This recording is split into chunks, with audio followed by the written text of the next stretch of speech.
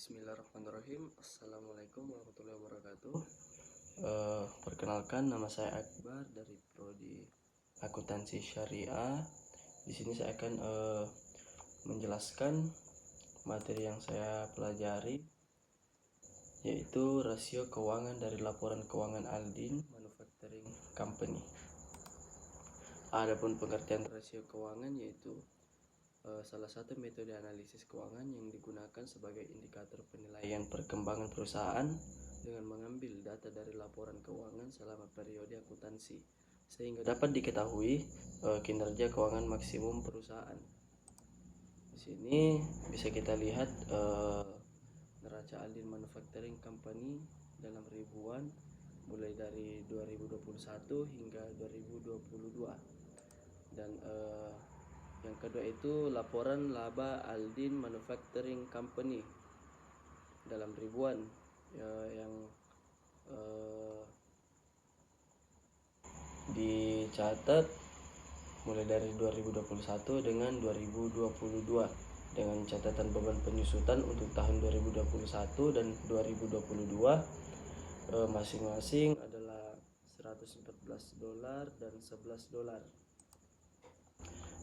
Untuk yang pertama itu rasio likuiditas.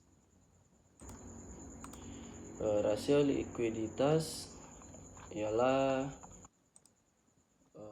bisa diartikan sebagai perbandingan antara aktiva lancar dengan pasifa lancar dalam sebuah perusahaan. Yang pertama itu rasio lancar, yaitu digunakan untuk menilai kemampuan perusahaan agar dapat membayar kewajiban jangka pendeknya seperti utang dan upah. Di sini rumusnya itu aktiva lancar dibagi dengan kewajiban jangka pendek.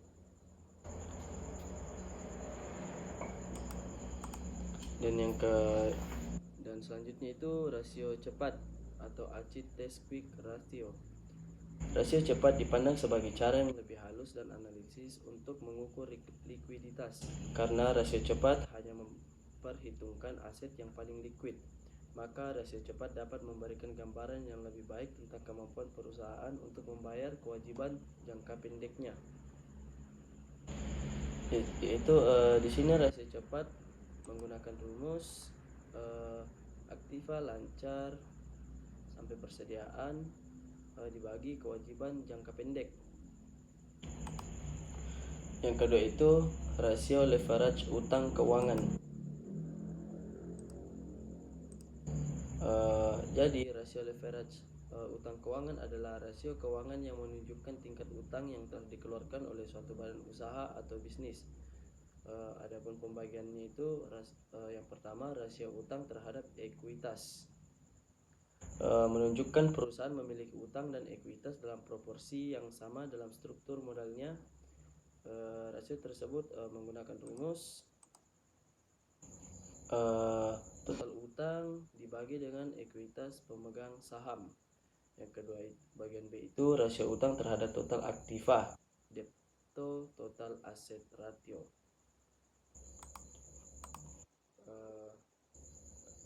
Rasio utang terhadap total aktiva adalah rasio leverage yang menentukan jumlah total utang relatif terhadap aset yang dimiliki perusahaan. Di sini rasio utang terhadap total aktiva menggunakan rumus total utang dibagi dengan total aktiva. Yang ketiga itu rasio cakupan atau coverage ratio.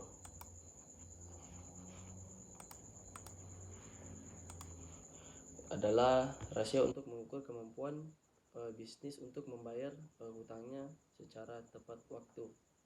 Di sini ia menggunakan rumus laba sebelum bunga dan pajak dibagi dengan beban bunga. Semakin tinggi rasionya, semakin besar kecenderungan perusahaan dapat membayar pembayaran bunganya tanpa kesulitan.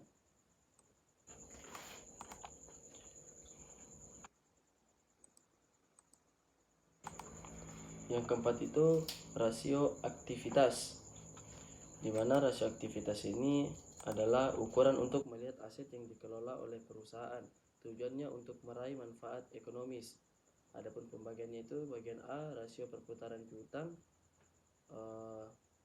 ialah menjadi salah satu rasio likuiditas yang digunakan untuk mengukur seberapa cepat sebuah piutang diubah menjadi kas.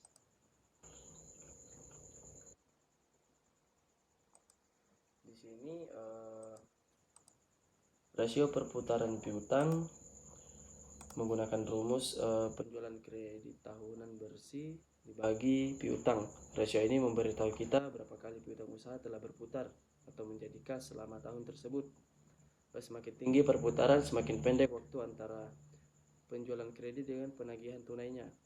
Yang kedua itu rasio perputaran piutang dalam hari. Di sini menggunakan rumus hari dalam setahun dibagi perputaran piutang. Bagi Aldin yang perputaran piutangnya 5,89, rata-rata waktu penagihannya adalah 62 hari, sementara median perputaran industri adalah 8,1 banding rata-rata waktu penagihan industri adalah 365 atau 8,1 sama dengan 45 hari. Bagian C itu rasio perputaran persediaan.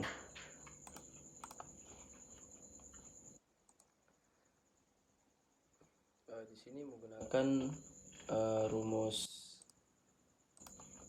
harga pokok penjualan dibagi persediaan.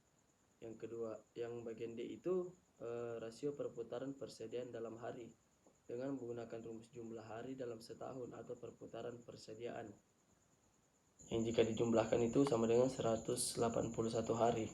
Dan bagian E rasio perputaran total aktiva atau modal. Di sini menggunakan rumusnya penjualan bersih dibagi total aktiva.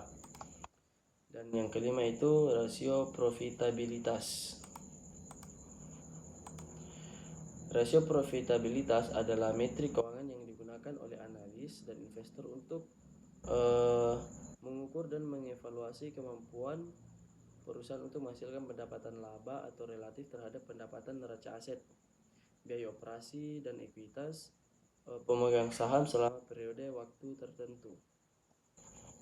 Adapun pembagian profitabilitas dalam kaitannya dengan penjualan, yang pertama itu rasio margin laba kotor.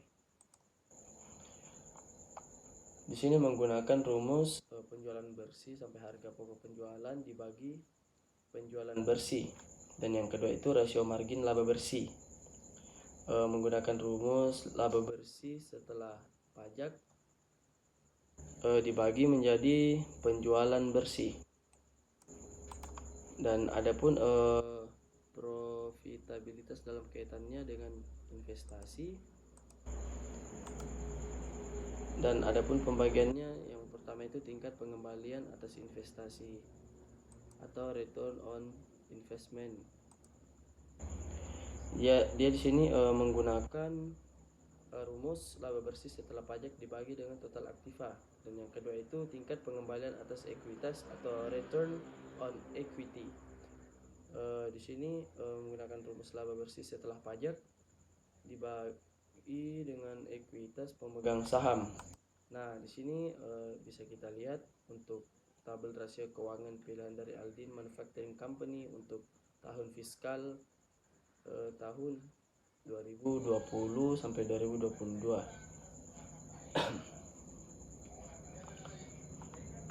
Itulah tadi materi yang saya bawakan mengenai rasio keuangan dalam laporan keuangan Aldin Manufacturing Company.